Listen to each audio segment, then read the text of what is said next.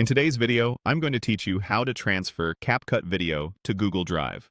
We'll start right inside Capcut.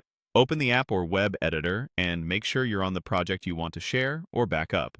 This is a great way to keep your videos safe, move them between devices, or send them to collaborators without compressing quality. With your project open, look for the Export button. Before you confirm, take a moment to review the export settings. Choose the resolution and frame rate that match your needs, and keep an eye on the file size estimate. Higher quality means a larger file, which can take longer to upload to the cloud. Also, note where the file will be saved after export.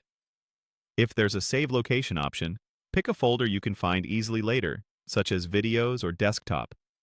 Go ahead and start the export, then let it run to completion.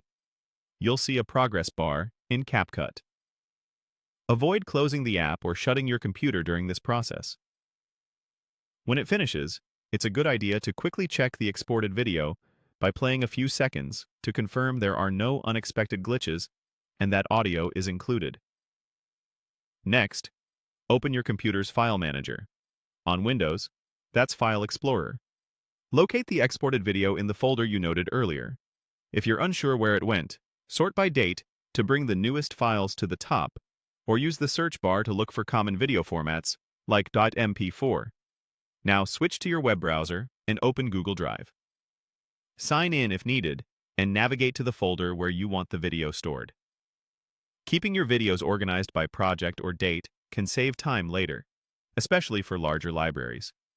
With Google Drive open in one tab and your file manager open alongside it, drag the exported video file from your computer into the Google Drive window. You'll see an Upload status panel appear in the bottom corner. Leave the browser tab open and connect it to the internet until it says the upload is complete. Larger files may take a while depending on your connection speed, and you'll need enough available storage in your drive. When the upload finishes, you'll see a confirmation.